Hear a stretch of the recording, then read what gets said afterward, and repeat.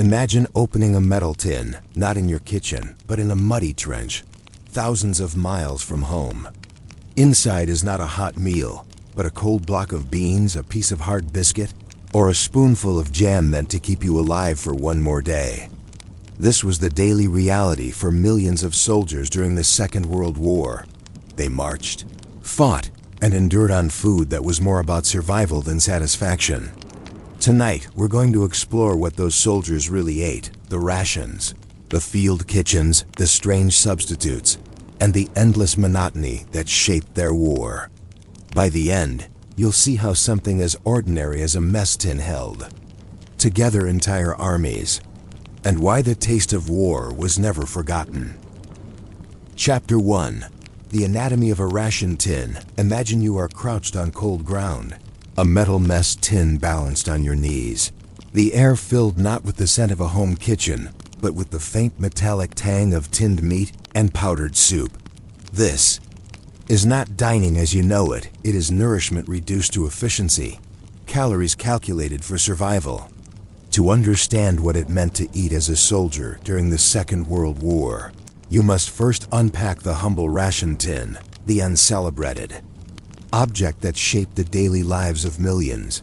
The ration tin was, above all, a compromise. It was not designed for taste, nor for comfort.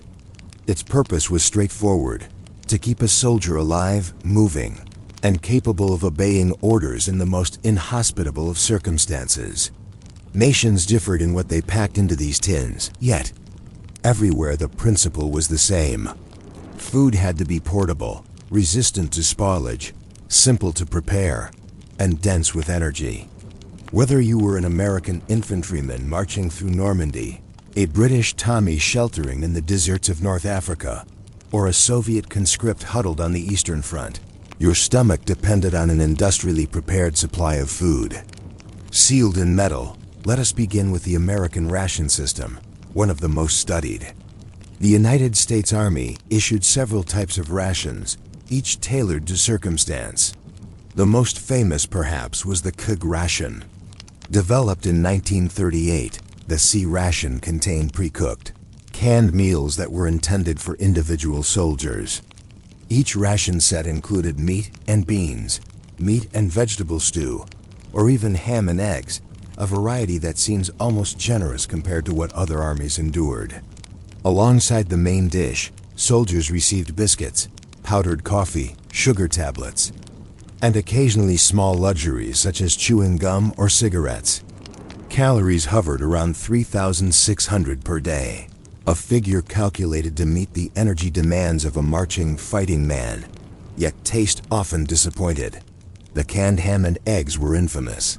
Soldiers joked that the label should have read ham and eggs, chopped and shaped by mistake.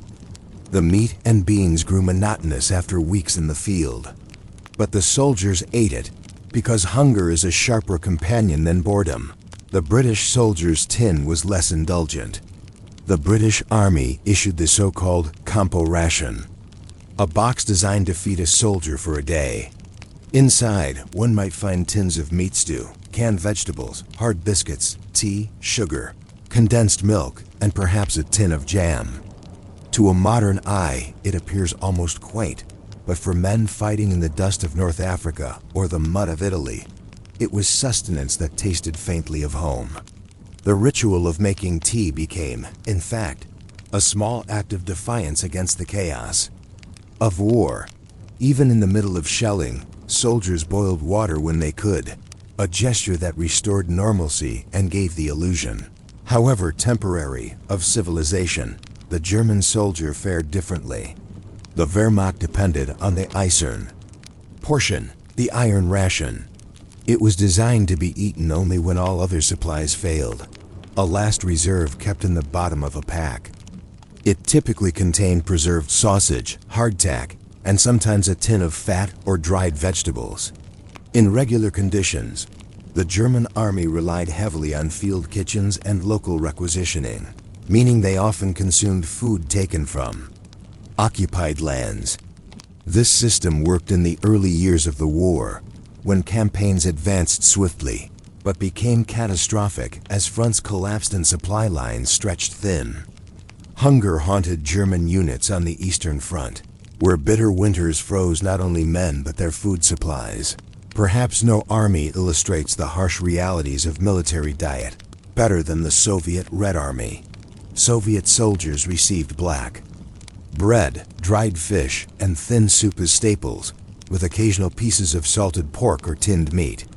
The bread itself tells a story. In the leanest months, bread loaves were bulked with fillers, sawdust like cellulose, potato peels, even straw. Fibers. Soldiers consumed it not because it was pleasant, but because it kept them alive. Hunger defined the Soviet war experience, and a crust of bread could symbolize the thin boundary between endurance and collapse. In all these rations we see the same priorities: shelf life over flavor, uniformity over creativity. The mess tin was less a plate than a container of survival. Soldiers grew adept at improvising with what they had, mixing powdered coffee with condensed milk, spreading jam on rock-hard biscuits, or crumbling sausage into watery soup. The act of eating became a ritual not of pleasure, but of continuity. It reminded the soldier that, despite the uncertainty of battle, some routines persisted. You might imagine what it felt like to open the same tin day after day, hearing the same metallic snap of the lid, smelling the same odor of preserved meat. Did soldiers look forward to mealtime, or dread the monotony of it? The answer, as with much of war, depended on context. Hunger could make anything delicious. Boredom could turn the same dish into a torment. A soldier who had marched 20 miles in rain would devour a cold can of beans with gratitude. A soldier resting in camp might grumble at the same can, longing for a taste of home cooking. As you picture this, consider the weight of the tin itself. Soldiers carried them in packs, their metal clanking faintly against weapons and gear. To carry food was to carry life, yet also to bear a reminder of dependence. On distant supply lines, each tin linked the frontline soldier to factories back home, to the labor of farmers, canners, and transport workers. The simple act of eating tied together the vast machinery of war, and so the mess tin was never just a utensil. It was a symbol of the soldier's place within a colossal system, where calories were calculated like ammunition and meals arrived as part of a logistics plan. In the quiet between battles, opening a tin might have been the only familiar act the soldier performed. But what did this mean for morale? Did these tins strengthen a soldier's spirit, or erode it with their mechanical sameness? That question, whether food nourished the will as well as the body, was one of the great silent concerns of every army. Chapter 2.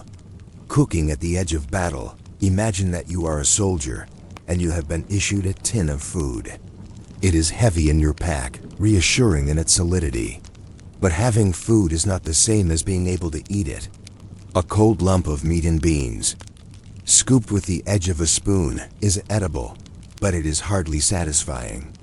Soldiers across the world learned quickly that whenever circumstances allowed, food was not just consumed, it was prepared, warmed, stretched, and transformed into something more human. And yet, to cook during war was no ordinary task. Cooking at the edge of battle was a peculiar exercise in both improvisation and caution. You might think of cooking as a domestic act carried out in safety. For the soldier, however, preparing a hot meal often meant balancing the risk of exposure to enemy fire with the need for nourishment. Smoke rising from a fire could betray a unit's position.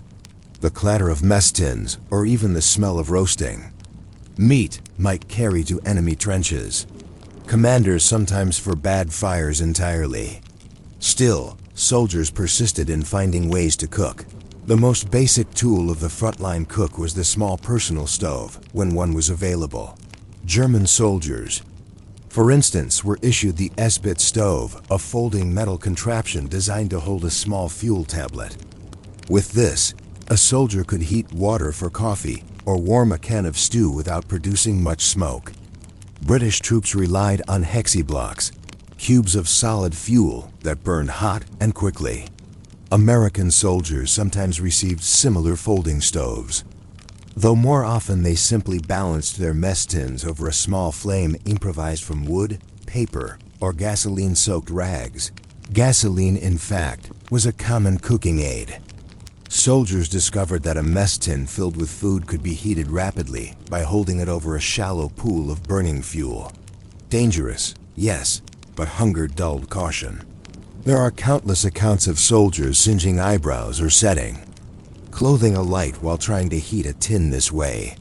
And yet they continued, because a warm meal meant more than comfort.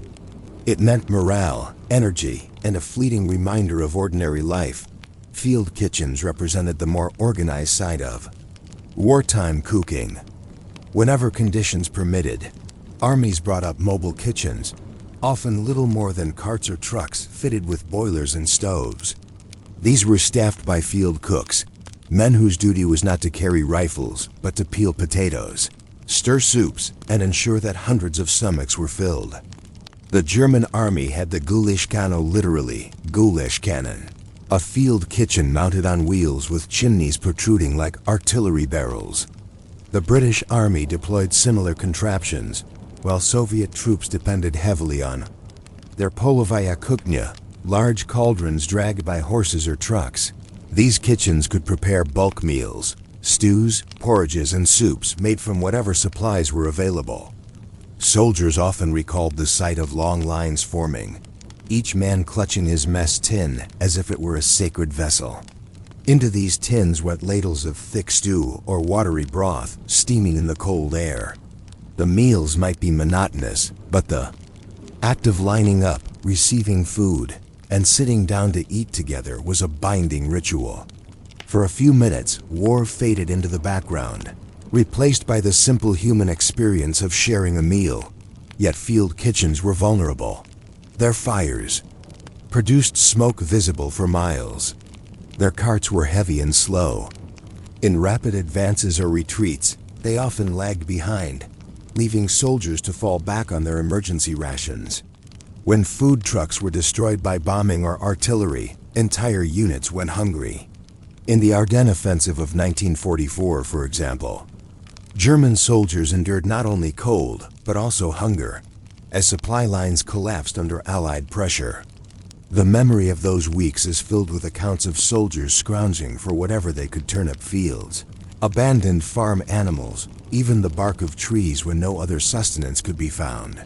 Cooking also became a matter of improvisation, with local ingredients.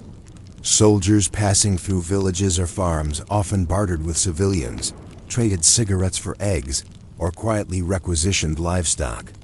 Chickens and pigs were especially vulnerable, disappearing overnight into soldiers' cooking pots. In Italy, Allied troops were known to fry pasta or polenta when they encountered sympathetic villagers willing to share. In Eastern Europe, Soviet soldiers sometimes roasted potatoes dug hastily from frozen fields. These meals, unlike the ration tin, connected soldiers to the land they fought upon, even if only briefly. There was also the peculiar role of coffee and tea. To a soldier, hot liquid mattered as much as solid food. For Americans, coffee was a daily ritual, issued in powdered form with sugar tablets. It was often described as thin and bitter, but it was dependable. British soldiers clung fiercely to tea, brewing it under the most unlikely conditions. Diaries from North Africa describe soldiers crouching behind rocks, shielding small flames from the desert wind, just to boil water for tea. In Russia, Soviet soldiers relied on kyselь, a starchy drink, or weak tea boiled in battered pots. These drinks were not luxuries, they were psychological lifelines, sips of familiarity in alien landscapes. One must not overlook the practical difficulties of cooking in war. Rain extinguished fires, mud-fouled stoves, and cold froze even canned goods solid. On the Eastern Front, soldiers chipped at frozen meat with bayonets, then thawed it over weak flames. In the Pacific, humidity spoiled food quickly, and the constant rain turned attempts at cooking into a struggle against nature. Soldiers learned tricks, wrapping tins close to their bodies to thaw them, using helmet steel as makeshift pots, even roasting bread over rifle barrels heated by fire. Hunger made men inventive. A German soldier might crumble hardtack into water to make a paste that at least resembled porridge. An American might crush biscuits into a can of condensed milk, creating a kind of pudding. A Soviet conscript might fry dried fish in whatever grease could be scraped from a pan. These were not delicacies, but they transformed the act of eating from a chore into a minor victory. Cooking at the edge of battle was never only about food, it was about morale. Commanders knew that a hot meal could restore a soldier's strength, far more effectively than cold rations. Diaries repeatedly mentioned the relief felt when a hot stew arrived after days of cold marchers. The psychological weight of food cannot be overstated. Soldiers endured wounds, exhaustion, and terror, but hunger was a more constant torment. A full belly made a man feel human again, even if the food was bland, greasy, or repetitive. Consider, for a moment, the silence of a frontline meal.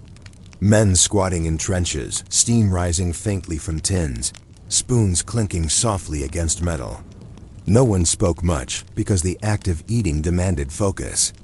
Hunger had a way of stilling conversation. And then, as quickly as it began, the meal ended, tins licked clean, scraps buried, stoves doused. The war returned.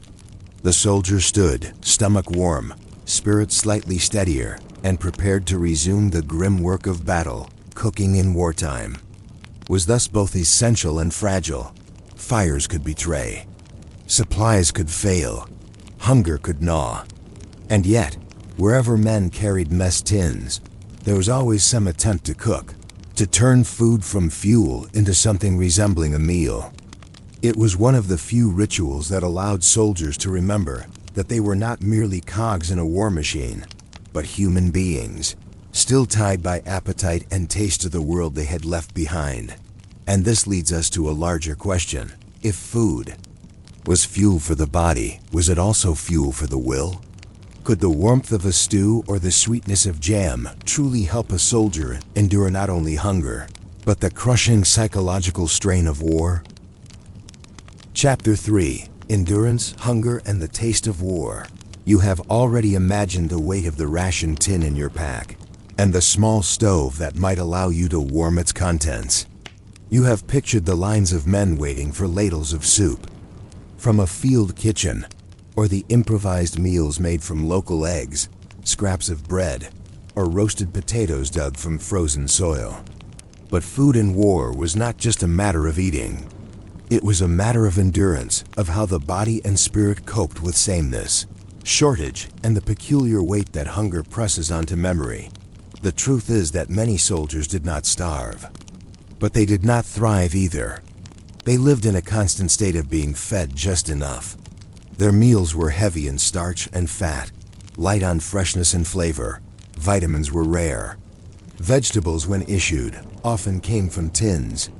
Fresh fruit was almost a myth, except in certain theaters like Italy or the Pacific Islands. And so soldiers endured diets that kept them alive but left them weary.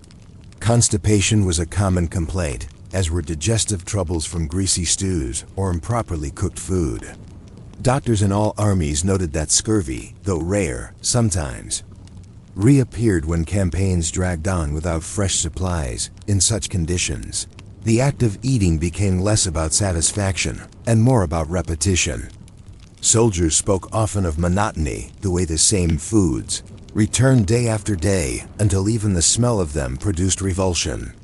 American troops joked bitterly about sea-rat stew, a concoction made by dumping multiple cans into one pot, as if combining flavors would rescue them from boredom. British soldiers coined phrases about hard biscuits and harder luck. Germans mocked their own preserved meats as eternal sausage. And yet they ate because the alternative was worse. Endurance, in this sense, meant not only physical survival but psychological adaptation. To endure meant learning to take pleasure in small variations, the rare tin of jam, the surprise of real bread baked by a field kitchen. or the gift of a fresh egg bartered from a villager. Men remembered these moments for years, not because the food was extraordinary, but because in contrast to the dreary sameness of rations, they felt like miracles. Hunger sharpened the imagination. Soldiers spent endless hours talking about food, recalling dishes from home in painstaking detail. Around campfires or in trenches, men would describe the Sunday roast their mothers used to make, the taste of bakery bread, the smell of apples in autumn. Some units even created fantasy menus, each man adding his ideal dish to an imaginary banquet. These conversations were not idle. They were a way of coping, of holding on to the memory of a life beyond mud and blood. For many veterans, the most enduring memory of war was not the roar of guns, but the ache of hunger and the longing for ordinary meals. The difference between armies also revealed itself in food. Americans, with their abundant supply chains, were envied for their coffee, chocolate, and cigarettes. British soldiers treasured their tea as a cultural anchor. Germans, especially in the later years, found themselves envying the rations of their enemies, which often fell into their hands when they captured supply depots. Soviet soldiers, hardened by scarcity even before the war, endured diets that others might have found unbearable. And in prisoner of war camps, where rations were often cruelly insufficient, food became the center of existence. Prisoners spoke of little else, hoarding crumbs, trading scraps, dreaming of feasts they would never taste. The taste of war, if it can be described, was not one of luxury, but of persistence.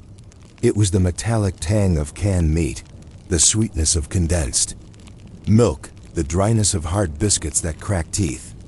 It was the bitterness of coffee brewed too thin, the greasiness of sausage that had sweated in the heat, the endless repetition of cabbage soup. Yet within this unremarkable diet lay the strength to march, fight, and survive. Calories became as essential as bullets. Without them, no army could move. There were, of course, moments of real hunger.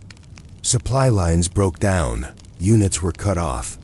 During the siege of Leningrad, Soviet soldiers ate bread made from sawdust fillers, while civilians boiled wallpaper paste for sustenance. In the Battle of the Bulge, both German and American troops found themselves half-starved, gnawing on frozen rations. Japanese soldiers on Pacific islands often ran so short of supplies that they foraged for roots, insects, or whatever could be found. Hunger in these moments was not simply discomfort, it was a deep, physical weakness that threatened to collapse entire campaigns. And yet, endurance meant adapting even here.